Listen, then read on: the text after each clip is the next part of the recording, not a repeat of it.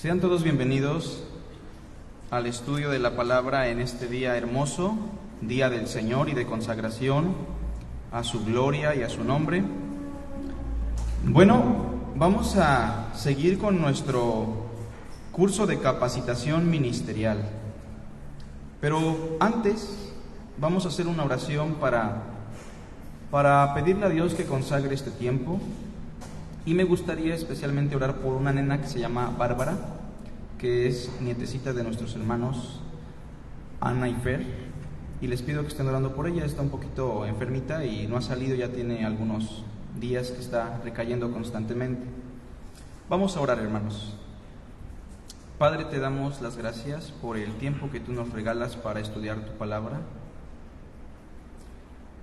Padre, tú eres el único Dios vivo y verdadero, y en esta mañana venimos delante de ti para darte la honra, la gloria, la alabanza, suplicando que tú puedas guiar nuestra comprensión hacia tu palabra, que nos puedas transformar por medio de la obra de tu Santo Espíritu, Señor. Y de manera muy especial te pedimos en esta mañana por Bárbara, por esta nena que está apenas desarrollándose en este mundo. Te pedimos por su salud física, para que se pueda recuperar, para que sus padres tengan la sabiduría para poderla guiar, cuidar, y sobre todo te pedimos para que ella te pueda conocer en algún momento de su vida. Bendice este tiempo, Señor, y te rogamos por todos nuestros hermanos enfermitos, aquellos que vienen en camino. Te damos a ti la honra y la gloria en el nombre de Jesús. Amén. El curso de capacitación ministerial. ¿Qué es el curso de capacitación ministerial?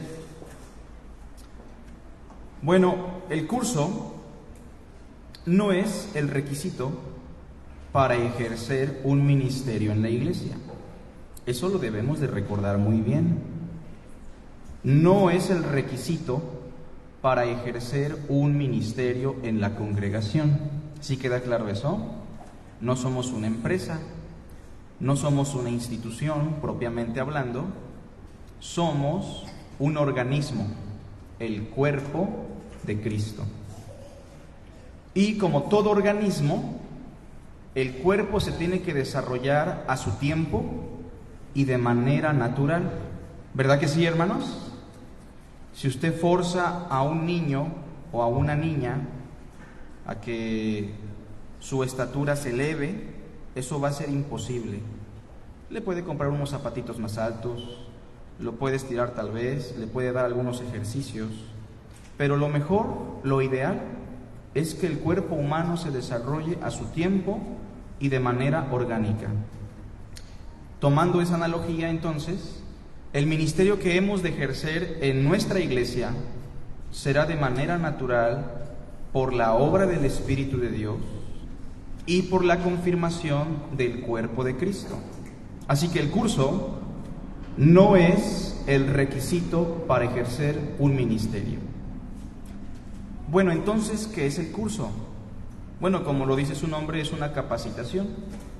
Y al ser una capacitación, es un curso informativo, o sea, les vamos a dar información bíblica de lo que significa servir, ministrar, cómo llegar a hacerlo, cuáles son las cualidades, cuál es el proceso. En este caso es un curso informativo, pero también es formativo, porque a la par del curso, muchos de ustedes ya están poniendo en práctica en alguna labor las virtudes o los principios que aparecen en la palabra de Dios. Por ejemplo, ¿cuántos aquí tienen una labor en la iglesia, aunque no parezca muy evidente? ¿Cuántos aquí? ¿Podrían levantar la mano? Todos tenemos, creo, alguna labor. Carlitos con la cantata, Israel con la transmisión, el rol del aseo, Aurelio con el rol de la dirección, nuestro hermano Fer y su familia con el aseo muchas veces, nuestra hermana Ana con las mujeres, nuestra hermana Lili también, etc. Podríamos seguir hablando de muchos hermanos que ya están sirviendo. Y estos servicios sirven, en primer lugar, para poner a prueba, como dice Pablo, a los hermanos y saber si realmente ellos están en el momento adecuado para servir a Dios. Y lo segundo, que sirviendo a Dios de corazón en donde lo están haciendo, se van a poder percatar si esa es su función en el cuerpo de Cristo o no lo es. En ese sentido, entonces, el curso es informativo y formativo, pero no es el requisito. Si alguien llega con su diploma, que tal vez ni siquiera lo demos, y nos diga: hermano, yo quiero ser el nuevo diácono, la nueva diaconisa, la nueva líder de las hermanas, el nuevo pastor, en ese momento, ¿el título qué valor tiene, hermanos? Ninguno. Que alguien estudie en un seminario, en un instituto bíblico, ¿lo capacita para ser un ministro de Jesucristo? No precisamente. Y como dirá Pablo, los ministros de Cristo no necesitamos de cartas de recomendación como muchos falsos apóstoles que circulaban en el tiempo del apóstol Pablo. Pablo dirá: nuestras cartas son ustedes, nuestra labor, nuestra obra es nuestra recomendación delante de los demás. Bien, hace 15 días, porque hace 8 días no pudimos tomar el curso, y les agradezco por su tolerancia y su paciencia, y le agradezco a Dios y a los hermanos que estuvieron participando porque lo hicieron muy bien. Bueno, hace 15 días hablamos de lo siguiente: hacia una comprensión del ministerio cristiano. En la siguiente diapositiva, por favor. Hacia una comprensión del ministerio cristiano.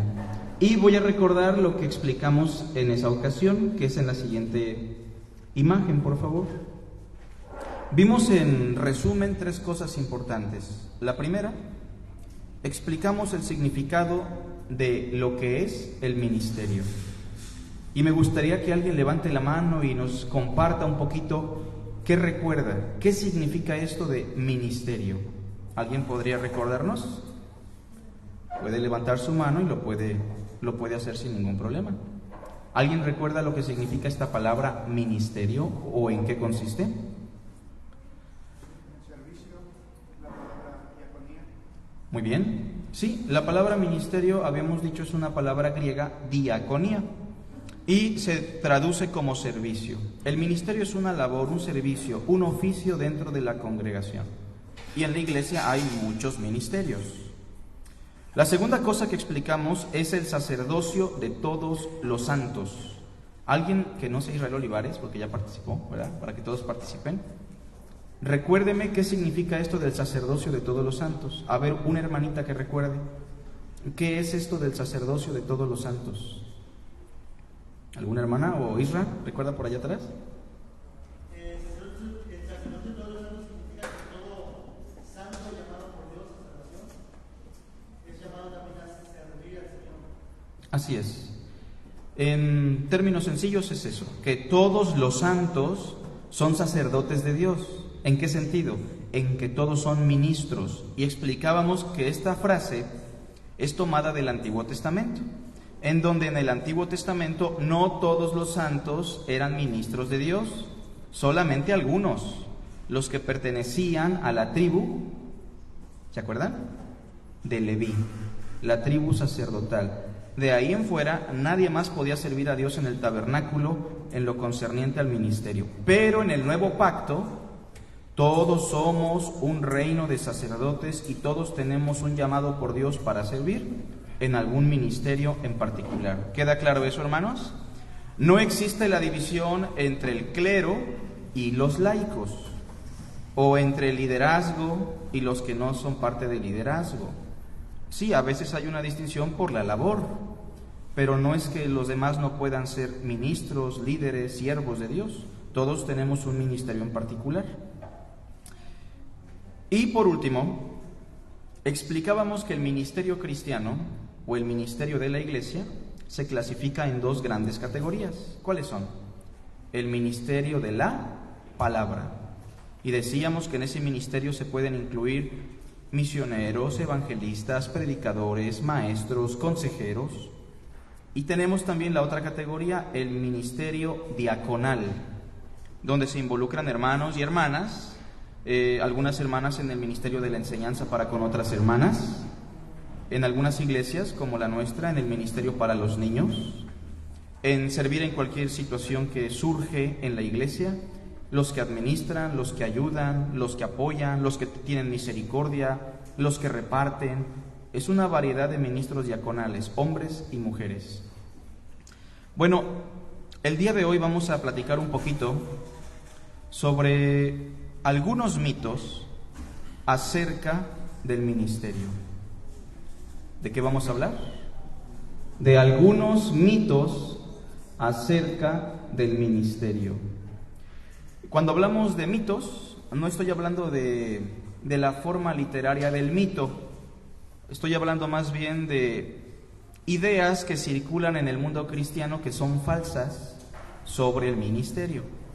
Y la finalidad de esta lección es que podamos desechar las ideas equivocadas que tenemos acerca del ministerio cristiano.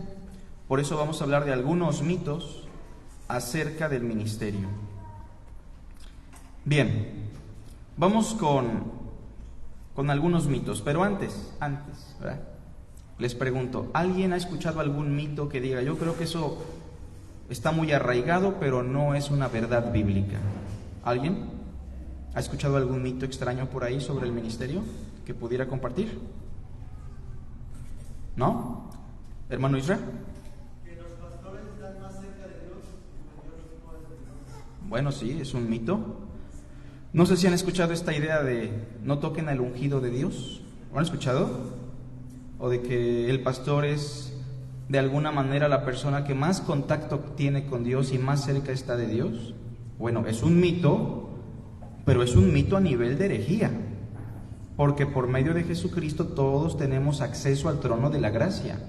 Y en el Nuevo Testamento, ¿quién es el ungido de Dios? Bueno, Jesucristo es el ungido de Dios, ¿verdad? Pero en el sentido congregacional, aquí, ¿quiénes son los ungidos de Dios? Todos los que tienen el Espíritu de Dios. La Biblia deja muy claro eso, que a todos nos fue dado el Espíritu Santo y que Dios no da el Espíritu por medida, para que quede muy claro. Bueno, Gretita tiene por acá otro mito. Puede ser que solo al que enseñan se le considera como ministro y los demás solo son congregantes. Sí, la diferencia entre el clero y los laicos.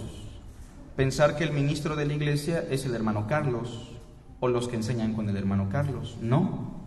Ministros del cuerpo de Cristo son todos aquellos que tienen una función activa en el cuerpo de Cristo. ¿Queda claro eso? Y ya dijimos que todos somos potencialmente ministros, aunque no todos estamos ministrando. ¿Alguien más? Hermano Filiberto. Lo de la oración santística, por ejemplo, yo lo experimenté y hoy entiendo que el Espíritu de Dios es el poder y no puede parar. Claro. Bueno, esto en el ministerio evangelístico, que le corresponde a nuestro hermano Frank, es verdad. En algunos ministerios evangelísticos se piensa que la redención del ser humano se da a través de la repetición de una oración. Ahora, la oración no es mala como tal, pero es más nociva que saludable, porque puede llegar a confundir a una persona y alguien puede decir, yo recibí a Cristo porque repetí una oración. Y aunque algunos de nosotros fuimos salvos a partir de ese tipo de prácticas, no significa que la oración sea necesaria. No es el modelo de Cristo, ni de los apóstoles, ni del Nuevo Testamento. Bien, ¿alguien más quiere comentar algo, hermanos? Gama. También escuchamos que un servidor tiene que hablar en lenguas o demostrar la manifestación del Espíritu Santo a través de estas para poder servir, porque si no, no demuestra que está lleno del Espíritu. Sí, esa es otra idea muy común, sobre todo en el mundo neopentecostal, pensar que un ministro debe hablar en lenguas para reflejar que realmente el Espíritu lo está llenando o dominando. Sí, la Biblia deja muy en claro que no todos hablan en lenguas, no todos son misioneros, no todos predican. Sí, hermana. En relación a la música, Sí. cuando sea más tiempo de la alabanza, solamente así se ministra a la congregación. Sí, claro, esta idea errada de pensar que el grupo de música, porque a mí no me gusta llamarle grupo de alabanza. ¿Saben por qué, hermanos? Porque alabanza también se da en la predicación, en la lectura, en las oraciones. Sí es un ministerio de alabanza, pero no es el exclusivo ministerio de alabanza, ¿se entiende? Pero esta idea de pensar que la música hace descender un ambiente, una atmósfera, es un fetiche extraño realmente, que no proviene de las Escrituras. Y pensar que entre más tocamos, más se va a experimentar esta atmósfera espiritual, es algo que realmente deberíamos considerar a la luz de la palabra. ¿Alguien más? Solamente los ministros tienen pues tienen la verdad. Si por ejemplo el ministro dice una enseñanza, pues él solamente la sabe y debemos creerla. No importa si lo dice mal o no, lo estoy diciendo por... Sí, claro, porque se apelan a algunas ideas bíblicas distorsionadas, como no importa si el pastor se equivocó, la Biblia dice obedeced a vuestros pastores, pero debemos entender que el texto no está implicando eso. La Biblia sí deja muy en claro que consideremos su conducta y su palabra. Los profetas hablen 2 o 3 y los demás examinen. La Biblia sí nos habla de libre examen. Y sí, el ministro sí tiene autoridad. La Biblia sí dice que el pastor tiene autoridad, el diácono también, los ministros. Pero esa autoridad, ¿en qué consiste? Esa autoridad es una autoridad para edificar, cuidar, proteger y para guiar a lo que Dios quiere en su palabra. Bien, hermanos, qué bueno que están participando. Vamos a ver algunos mitos por aquí que tenemos. A ver, número 1. Mito número 1. Algunas personas dirán, importan más, esa es la siguiente, hermana, por favor. Importan más los dones y habilidades. No sé si han escuchado eso. Que a veces se hace un sobreénfasis en que lo que importa es si la persona tiene las capacidades y los dones para servir. Por ejemplo, vamos a pensar que llega una persona a nuestra congregación elocuente, con mucho conocimiento y con una gran habilidad para enseñar la palabra.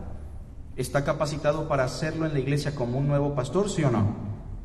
Sí, pero eso no es precisamente lo más importante. Vamos a pensar que llega un músico y toca la guitarra mejor que David, ¿no? Es un músico especial, con virtudes. ¿Está capacitado para tocar en el grupo de música o no? Sí, pero eso no es lo más importante.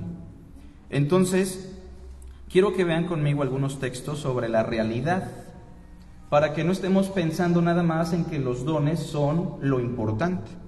Dice 1 Timoteo 3:1.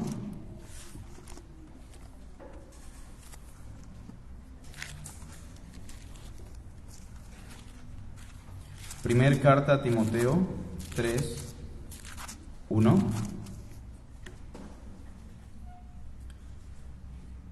Y yo quiero que vean el énfasis que hace el apóstol Pablo sobre aquellos que van a ministrar. Más allá de los dones, que sí son importantes, pero no son lo más importante, Pablo dirá, fíjense, palabra fiel. Cada vez que Pablo dice palabra fiel, es porque va a manifestar una verdad importante. Dice, si alguno anhela obispado, ¿sí saben lo que es el obispado, hermanos? Obispado es esa labor para cuidar y proteger a la iglesia. Obispo es aquel que se coloca encima de una montaña para ver desde arriba al rebaño y poder encontrar los mejores pastos y de lejos poder ver si viene un lobo o una fiera del campo que amenaza al rebaño. Eso significa obispo, un cuidador, un protector. Bueno, si alguno anhela cuidar o proteger a la iglesia, ¿qué dice el texto? Buena obra desea. ¿Qué es el obispado? Una obra, son acciones, es labor, es trabajo de protección. Pero noten lo que dice el verso 2. Pero es necesario que el obispo sea. ¿En qué se enfoca más el apóstol? ¿En lo que debemos hacer o en lo que debemos ser?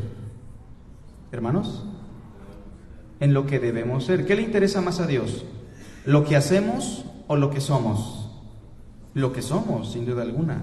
O sea, para Dios es más valiosa nuestra ontología, lo que somos, que lo que hagamos. Por eso la salvación no es por obra, sino por gracia.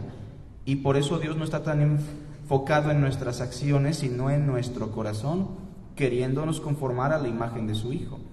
es necesario que el obispo sea, y da una serie de requisitos que tienen que ver con lo que debe ser: irreprensible, marido de una sola mujer, sobrio, prudente, decoroso, hospedador, y sí menciona apto para enseñar, pero es la única mención sobre sus capacidades o dones. Todo lo demás tiene que ver con lo que debe ser.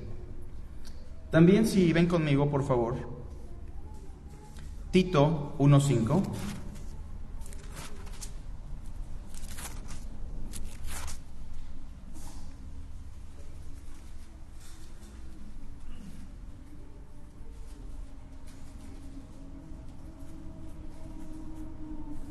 Tito 1:5 dice: por esta causa te dejé en Creta, para que corrigieses lo deficiente y establecieses ancianos en cada ciudad, así como yo te mandé. Dice, el que fuere irreprensible, otra vez, lo que debe ser, marido de una sola mujer, y tenga hijos creyentes, que no estén acusados de disolución ni de rebeldía, porque es necesario que el obispo, ¿qué? Sea. Otra vez, Dios se enfoca más en lo que somos que en lo que hacemos. Ahora, esto es muy importante, porque si llega una persona con muchas habilidades y no conocemos a la persona, no podemos permitir que ejerza un ministerio de manera inmediata. Es importante que la iglesia pueda ver un testimonio de lo que es y de lo que hay en su corazón. Por ejemplo, el primer libro de Samuel 16:7, si alguien le da lectura en voz alta.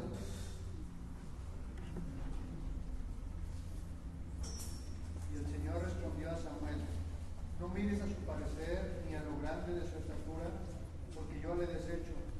Porque el Señor no mira lo que mira el hombre, pues el hombre mira lo que está delante de sus ojos, pero el Señor mira el corazón.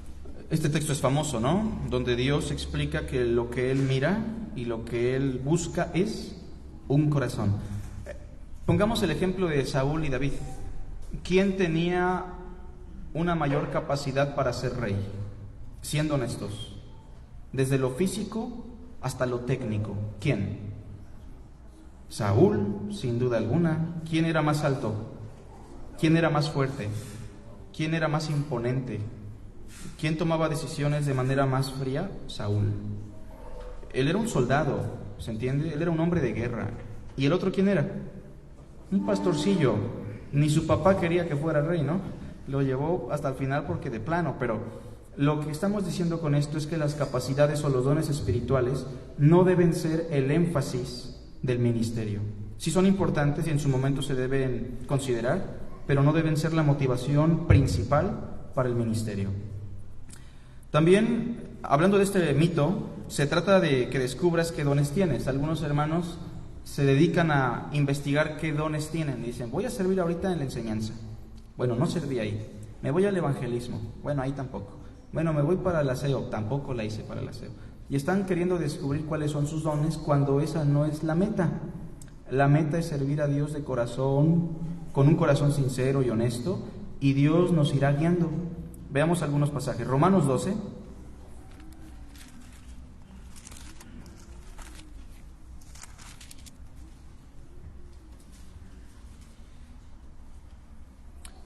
Aunque Romanos 12 habla de los dones en el contexto, fíjense cómo termina Pablo en el versículo. Vamos a leer desde el 9 en adelante. Y esto es lo más importante que debemos considerar, hermanos. Dice el texto: el amor sea sin fingimiento. Aborreced lo malo, seguid lo bueno. Amaos los unos a los otros con amor fraternal. En cuanto a honra, prefiriéndoos los unos a los otros. En lo que requiere, ¿qué? Diligencia. No perezosos, fervientes en espíritu, sirviendo al Señor. Reitero, Dios se preocupa más por lo que somos que por lo que podamos hacer. Hay personas que quieren pastorear, enseñar, capacitar, pero no son capaces de hacer el aseo de la iglesia. No son capaces de ayudar al necesitado. Ellos quieren un lugar público y apelan a una capacitación, a un diploma, a un título, pero reiteramos, a Dios le importa lo que somos, no nuestras capacidades. Dice el versículo 12, gozosos en la esperanza de la resurrección, de la segunda venida, sufridos en la tribulación, constantes en la oración, compartiendo para las necesidades de los santos, practicando la hospitalidad. Bendecid a los que os persiguen, bendecid y no maldigáis. Gozaos con los que se gozan, llorad con los que lloran, unánimes entre vosotros, no altivos, sino asociándoos con los humildes. No seáis sabios en vuestra propia opinión, y no paguéis a nadie mal por mal, procurad lo bueno delante de todos los hombres. Entonces se enfoca más en este tipo de situaciones que tienen que ver con virtudes cristianas. Ok, también tenemos Juan 13:14. Y no sé si alguna vez ustedes recuerden a Jesús haciendo un énfasis sobre los dones espirituales. ¿Lo recuerdan? Que Jesús diga, tienen que preocuparse por buscar cuáles son sus dones. ¿Verdad que no? Jesús se enfoca más en cuestiones importantes como el amor, el servicio, la misericordia. ¿Quién le da lectura a Juan 13:14, por favor?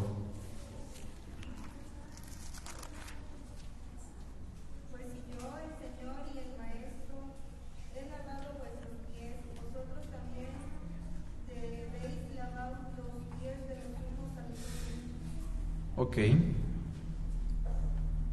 Ahí vemos entonces que todos deberíamos enfocarnos más en servir y en amar que en los dones que podemos tener. Otro mito interesante o que circula mucho, número 2, es el mito de pensar que yo no tengo ningún don. No sé si a veces es una forma de victimización de algunos hermanos, ¿no? Que quieren que los chique uno, ¿no? Y dicen, es que hermano, yo no tengo ningún don, ¿verdad? Pero la Biblia no enseña eso, ¿sí? ¿Todos tenemos dones y somos de Cristo o no? Claro que sí. Todos tenemos algún don o dones. Podemos tener muchos dones incluso, pero decir que no tengo ningún don es una mentira y va en contra de lo que Dios dice. Primera carta de Pedro 4:10, en voz alta por favor alguien. En la pantalla después me apoya alguien más con Efesios 4:7.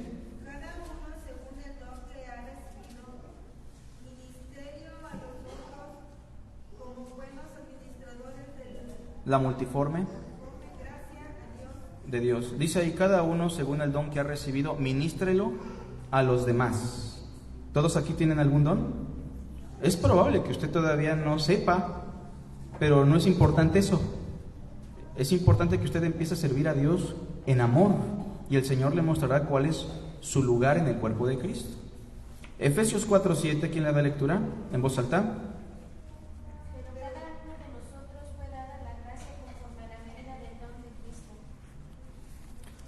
A cada uno nos fue dado un don conforme a la medida de la fe, dice el texto. Entonces cada quien tiene un don, una capacidad espiritual.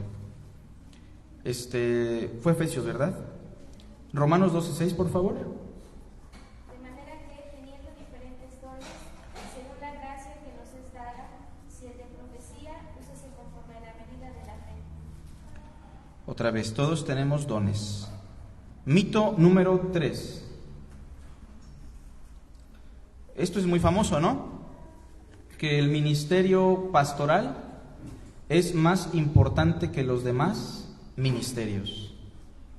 Alguna vez un hermano le estaba aconsejando a un diácono, hace tiempo, ¿no? Y este hermano le decía al diácono, hermano, ¿y cuál es tu deseo en el servicio? Y el hermano decía, pues yo quiero servir bien en el diaconado. Me tocan algunas cuestiones de el aseo, roles, apoyo a los enfermos.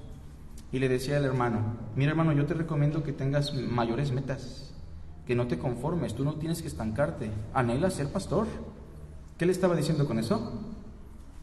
Pues que el ministerio pastoral es más valioso, y eso no es verdad. Algunas personas ven en los ministerios una pirámide jerárquica, no sé si lo han notado. Por ejemplo, es muy común en el cristianismo moderno pensar que están los diáconos, y por arriba de los diáconos están los pastores, y por arriba de los pastores están los profetas, porque algunos ya son profetas, y por arriba de los profetas están los apóstoles, y algunos incluso dicen que son querubines, ¿no? Que ya es una cuestión bastante aberrante. Pero no estamos hablando de jerarquías. En el cuerpo de Cristo hay un solo jerarca. ¿Quién es? Cristo. También esto lo elevan a cuestiones angelicales, ¿eh? Está el ángel, el arcángel, el querubín, el serafín, y entendamos que en los cielos el único jerarca es Dios.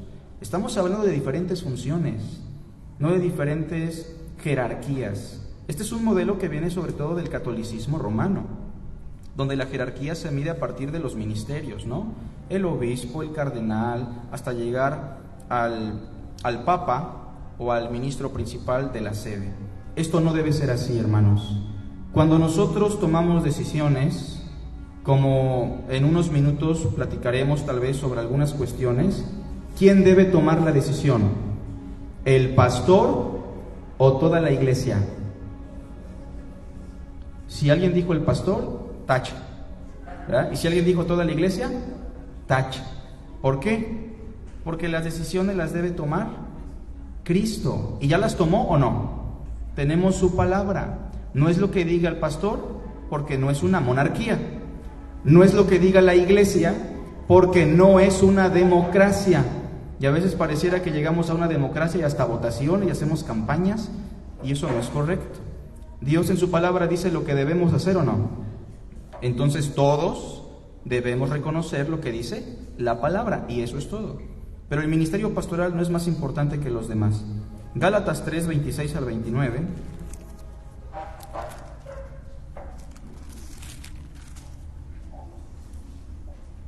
Fíjense cómo dice: pues todos sois hijos de Dios por la fe en Cristo Jesús.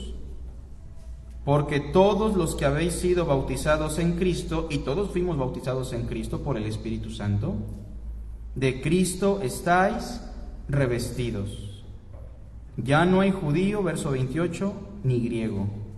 No hay esclavo ni libre. No hay varón ni mujer. Está hablando del valor. Todos somos iguales en valor. Porque todos vosotros sois uno en Cristo Jesús. Y si vosotros sois de Cristo, ciertamente linaje de Abraham sois y herederos según la promesa. Hay un texto aquí que quiero que busquen, no lo tenemos en pantalla, pero es la primera carta de Pedro, capítulo 5. Ahora, si pudiéramos pensar en los predicadores famosos de la era apostólica, pregunto, ¿qué peso tenía Pedro para el cristianismo? ¿Era alguien de renombre o no? Yo creo que entre Pedro, Pablo y algunos otros había una reputación muy grande. Y yo creo que en el cristianismo de nuestros días podríamos pensar también de maestros, predicadores o hermanos que tienen cierta reputación. Pero Pedro es muy consciente de quién es él delante de Dios, como pastor, como apóstol. El capítulo 5, verso 1, fíjense cómo inicia. Ruego a los ancianos, se está dirigiendo a pastores, ruego a los ancianos que están entre vosotros, ¿qué dice? Yo anciano también con ellos. ¿Se incluye en el grupo o se coloca por encima del grupo? No, está igual que ellos. Yo anciano también con ellos. Él no dice yo siendo el primer papa o yo siendo la cabeza de la iglesia. No, esa no es la idea de Pedro. Pedro dice yo soy igual que los otros ancianos. ¿Qué más? Y testigo de los padecimientos de Cristo, que soy también participante de la gloria que será revelada. Todos seremos glorificados igual que Pedro. Verso 2, ¿qué les dice? Apacentad la grey de Dios, cuídenla. Apacentad la grey de Dios que está entre vosotros. ¿Qué dice después? Cuidando de ella. Repetimos, ¿qué es el obispado? Cuidar. Escuchen bien lo que dice el texto de Pablo, fíjense, que gobierne bien su casa. En la casa, ¿qué son los ministros? Gobernadores. Ahí sí podemos decir es cabeza del hogar o no. Claro que sí. ¿Puede mandar a sus hijos o no? ¿Puede tomar las decisiones? Sí, Dios lo puso como cabeza del hogar. que gobierne bien su casa, pero en la iglesia, como dice, porque el que no gobierna bien su casa, ¿cómo cuidará? En la iglesia es un cuidador, no un gobernador. Y dice el texto, cuidando de ella no por fuerza, sino voluntariamente, no por ganancia deshonesta, sino con ánimo pronto. 3. No como teniendo señorío sobre los que están a vuestro cuidado, enfatiza, sino siendo ejemplos de la grey. Entonces el ministerio pastoral no es más importante, tal vez es más visible, tal vez es más demandante, pero no es más importante. Tiene sus privilegios, sí, pero también tiene sus dificultades, como cualquier ministerio. Número 4. Este mito es importante y lo amplificamos hacia las dos áreas. Se dirá muchas veces, si soy pastor, no puedo levantar las sillas, no puedo hacer el aseo, no puedo apoyar en ninguna otra cosa, ¿sale? A mí no me moleste, y si no, llámele a mi secretaria, porque yo ando muy ocupadillo. Entonces, a veces el pastor llega a una situación crítica pensando que no puede hacer otra cosa que no sea predicar el domingo y algún otro día. No, la Biblia no enseña eso. Pero también los diáconos llegan a una negligencia y llegan a la conclusión de que si son diáconos o diaconisas, ellos no pueden enseñar. Alguna vez escuchábamos a unos diáconos que decían, hermano, pero ¿por qué nos invitas al evangelismo si nosotros somos diáconos? Nosotros no tenemos esa labor. Debemos entender que ese es un error también. No es correcto. Pregunto yo, ¿el pastor puede hacer el aseo si es necesario? Una cosa es que no debemos cargar a los ministros pastorales, como dice Hechos 6, porque están ocupados en la enseñanza y en la oración. Y otra cosa es que si la necesidad emerge, lo hagan, ¿se entiende? Si hay necesidad y se requiere, se puede hacer. Y aunque los diáconos estén ocupados con el aseo, el acomodar el lugar, visitar a los enfermos, repartir las despensas, administrar la ofrenda, si hay necesidad, ¿pueden enseñar o no? Claro, pueden y deben.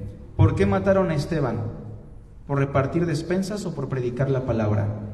Pues por predicar la palabra. ¿Y él era pastor de la iglesia? No, él era un diácono. ¿Cuál era la fama de Felipe? Un evangelista. ¿Y él era pastor? No, él era un diácono. En ese sentido, debemos entender que podemos servir y apoyar en cualquier ministerio, sin perder el énfasis de nuestra labor, obviamente. Ya leímos este pasaje hace rato, que nos debemos servir por amor los unos a los otros, y Cristo pone el ejemplo de lavarnos los pies. ¿Era una función del Mesías lavar los pies? No propiamente, pero Él nos pone un ejemplo grande. Número 5. Se dice muchas veces que deben reconocerme los demás y tratarme en la medida de los dones que poseo o el ministerio que ejerzo, ¿no? Esto es muy triste, hermanos, porque en el ámbito eclesiástico moderno se da mucho la tendencia, ¿no?, de que podemos confrontar, por ejemplo, a un hermano. Y si es un hermano de baja condición económica o lo que sea, hasta lo andamos casi desmembrando de la iglesia por cualquier cosa, ¿no? Y si el pastor falla, ¿lo confrontan? Muchas veces no. ¿Por qué? Porque es el pastor, ¿no? Porque es el siervo de Dios. ¿Cómo le vamos a decir? No debemos tocar al ungido de Dios. Y eso no es correcto. Y a veces se quiere reconocer algo que la Biblia no quiere que reconozcamos. A veces se dice, deben reconocerme los demás y tratarme en la medida de los dones que poseo o el ministerio que tengo. A veces puede pasar que los pastores y diáconos llegan al berrinche y decir, así se van a hacer las cosas, hermanos, y ustedes se aguantan, porque nosotros somos las autoridades, ¿sale? No les estamos preguntando, les estamos avisando, y eso es incorrecto, porque cuando buscamos que la gente nos reconozca, ya estamos haciendo las cosas mal, ¿se entiende? Es como en el matrimonio. ¿A quién le dice, qué le dice Dios a la mujer? Que debe sujetarse a su marido, ¿sí o no? Pero nunca le dice al marido que él debe promover la sujeción a su esposa, ¿verdad que no? La mujer se debe someter o no, pero el hombre no debe someter a su mujer. ¿Los hermanos se deben someter a los ministros de la iglesia o no? Claro, en función de la verdad. ¿Pero los ministros deben someter a los hermanos? No, eso es muy diferente. Y entonces, esta también es una mentira muy común. Vamos a ver Filipenses 2:3, por favor. Dice el texto: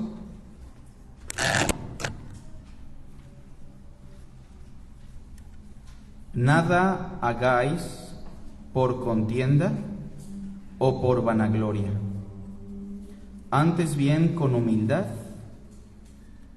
estimando cada uno a los demás como superiores a él mismo. Eso es muy importante que no lo olvidemos. Número 6.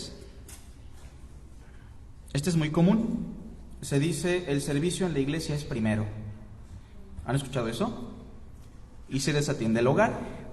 Pero hay gente que llega al otro extremo y dice: el servicio en la casa es primero, y por eso no voy a la iglesia, por eso no voy a las reuniones. Es que el niño, la niña, el trabajo, la casa. También es un error. Se está llegando a otro extremo. A ver, para empezar, la Biblia nunca hace una división entre la iglesia y la familia. Para Dios, la familia y la iglesia son dos relaciones que se traslapan. Por ejemplo, el que no gobierna bien su casa, ¿cómo cuidará de la iglesia de Dios? ¿Son dos ministerios? No, es el ministerio, ¿se entiende? Hay personas que yo no sé por qué dicen mi ministerio en mi hogar y el ministerio en la iglesia. No, es el ministerio. Y cuando alguien piensa que servir en la iglesia es más importante que en su casa, está fallando. Y cuando alguien piensa que dedicarse a su familia y abandonar la iglesia así, a lo triste, porque está cuidando a sus hijos, su familia, su casa, su economía, lo que sea, también está pecando en contra de Dios. Es un mito que debemos sacar de nuestra mente, porque ambas cosas conforman una unidad, el ministerio cristiano. Mi casa y yo, ¿qué? ¿Y estaba descuidando su casa? No propiamente. Mi casa y yo serviremos al Señor. Debemos cuidar a nuestra familia, a nuestro hogar, en el contexto del servicio en la iglesia, y no hacer extremos de estas dos cosas. Tenemos textos que ya leímos. Busquen por favor Hebreos 6:10.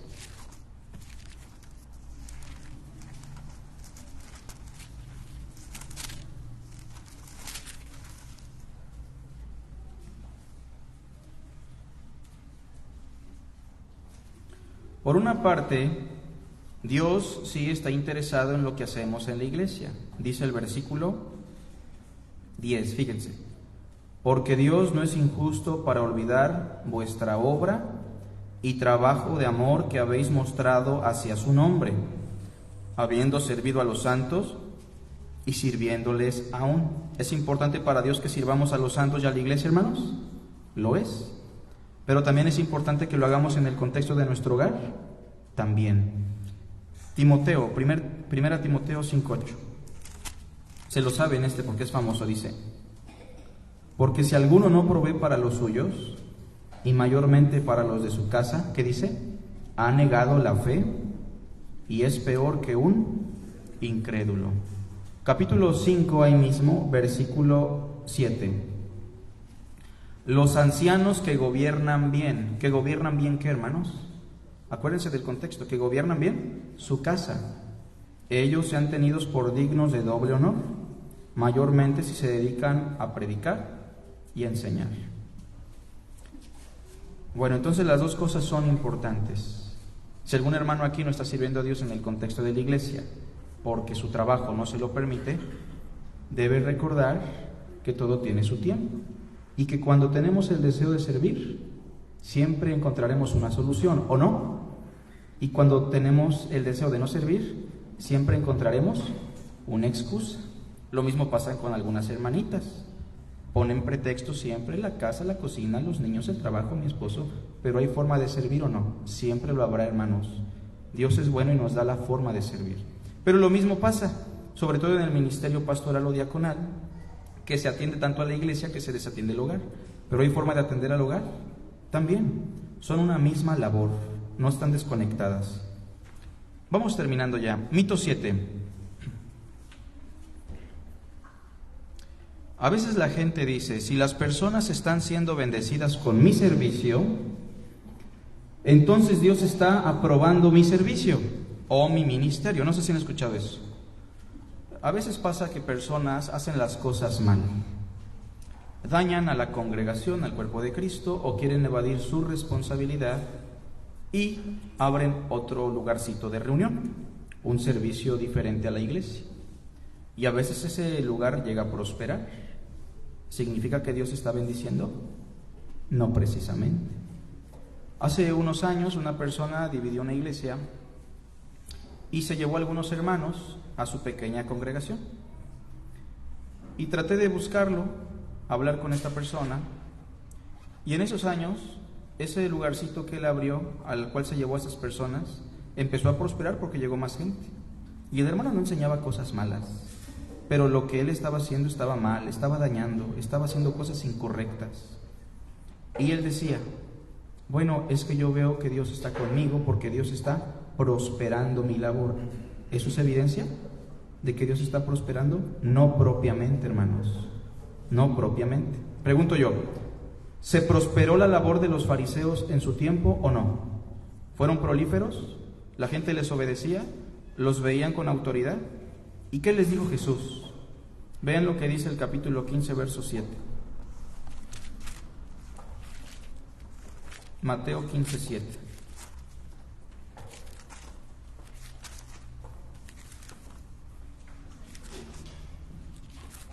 Dice así: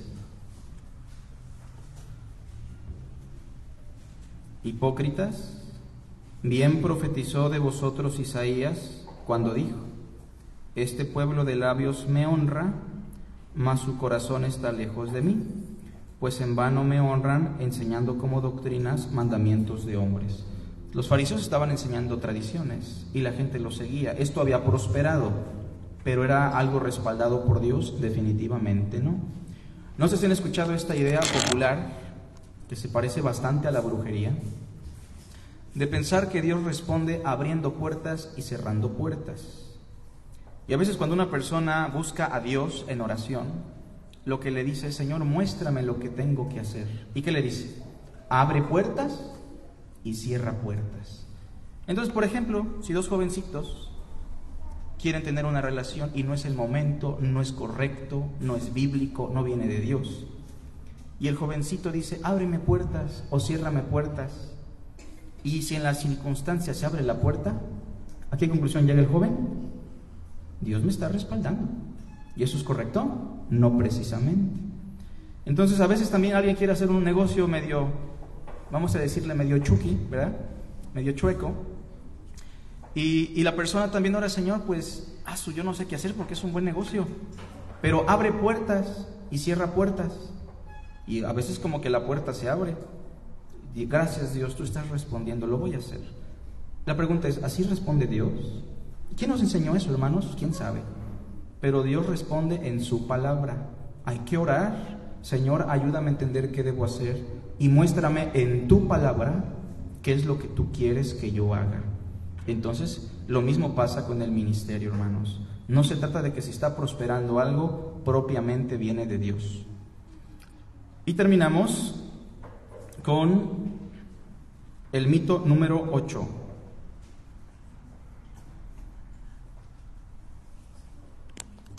A veces se dice que aquellos que sirven de forma pública son los verdaderos servidores, como que ya está traslapado con lo demás, ¿no?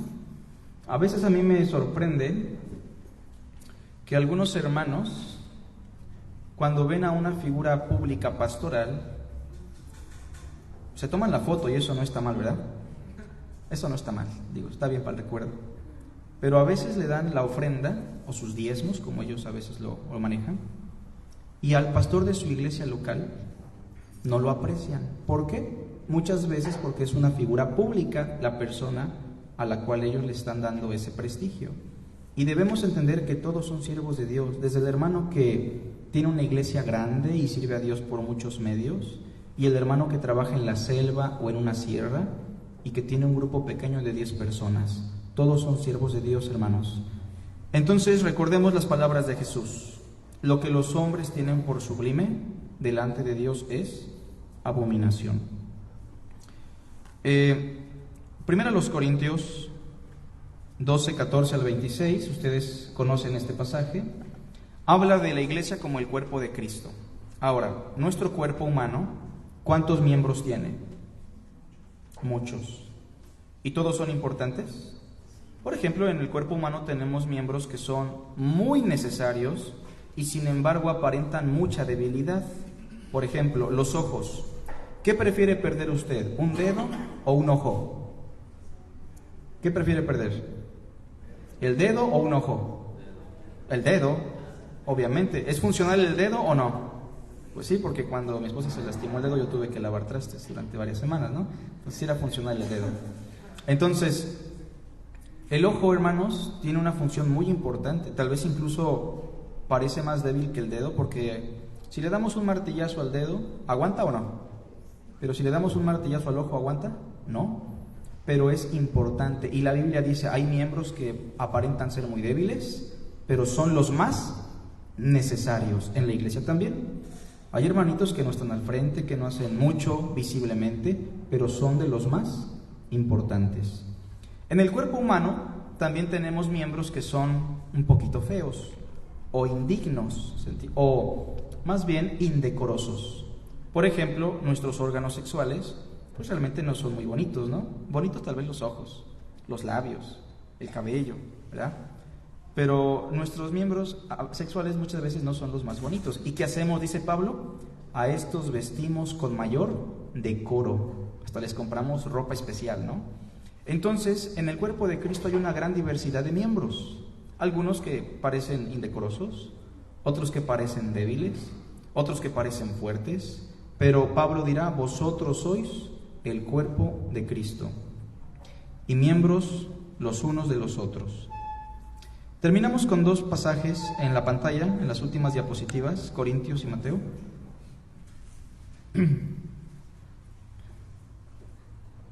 Siguiente.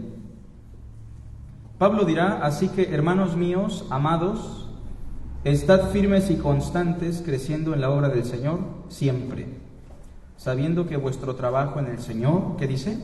No es en vano.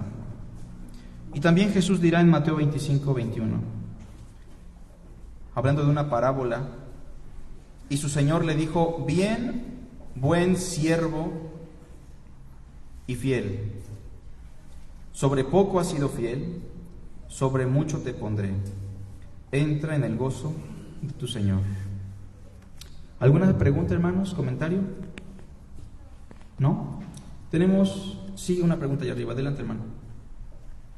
En el punto número 2, donde se mencionó que un mito es yo no tengo ningún don. Sí. Creo que sí funciona, hermano, el curso sobre los dones Claro. espirituales que uno llena. A veces puede uno estar orando y pidiéndose al Señor. Yo creo que sí hay algunas ayudas que pudieran servir en este caso, por lo menos de cómo poder saber qué don tienes a través de Sí. personajes, quizá que todo conforme a lo que dice la palabra. Creo que algunos han minimizado un poco esta situación de poder tener un curso de dones, no sé cómo lo llaman ahora, pero creo que sí es funcional en relación a este punto. Sí, yo creo que sí. De hecho, en el curso de capacitación ministerial vamos a hablar de los dones en algún momento. Cuando alguien dice no tengo ningún don, a veces puede ser que lo diga con sinceridad y que realmente no sabe cuál es su don, pero es porque no se ha ejercitado en el servicio al Señor. Si la persona empieza a servir al Señor, la persona en algún momento va a descubrir. Ahora, ¿de qué manera puede descubrir qué dones tiene? Sí, el curso es importante para que entienda qué dones existen en la Biblia y cuáles son y cómo se entienden y cómo se aplican. Pero más que el curso, lo que le va a ayudar a descubrir cuáles son sus dones es el contacto y la interacción con la iglesia. Porque precisamente Dios nos muestra cuáles son nuestros dones a través de la comunidad de fe. Por ejemplo, ¿quién me hizo saber a mí que yo tenía los dones para la enseñanza? La comunidad de fe. ¿Quién le hizo saber a hermano Aurelio que tenía dones para el ministerio diaconal? La comunidad de fe. Entonces, en el ejercicio de servir, Es la iglesia la que nos va a decir, ¿sabes qué, hermano? Vemos en ti estas cualidades, nos gustaría que nos ayudes a servir en esta labor. Ejemplo, si van conmigo a Hechos, vamos a poner el ejemplo de Timoteo en Hechos, por favor. 16. Este es el ejemplo más claro que tenemos.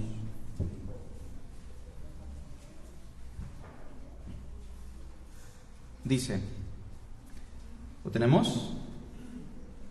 Después llegó a Derbe y a Listra, y he aquí, había allí cierto discípulo llamado Timoteo. Ustedes saben que Timoteo fue fundamental para el ministerio de Pablo, ¿verdad? Fue un joven importante. ¿Qué dones tenía Timoteo? Era un maestro de la palabra. Pablo le dijo, entre tanto que voy, ocúpate en la lectura, la exhortación y la enseñanza. Entonces halló a cierto discípulo llamado Timoteo. Es el primer encuentro que tiene Pablo con Timoteo. Dice el verso 1. Hijo de una mujer judía creyente, o sea, era una judía cristiana, pero de padre griego. ¿Todos juntos? Y daban buen testimonio de él. ¿Quiénes? Los hermanos. Entonces, ¿quiénes le comunicaron a Pablo que este joven era un siervo de Dios y con ciertas capacidades? Los hermanos, la comunidad.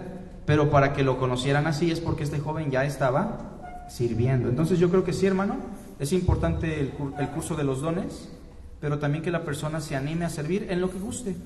Y en el momento adecuado la iglesia le confirmará por la obra del Señor cuál es su lugar en el cuerpo de Cristo. ¿Sale, vale? Bien, si no hay otra pregunta, hermanos, tenemos 10 minutitos, ¿sale, vale? Que Dios les bendiga. Pueden pasar por un poquito de café, me parece que sí hay.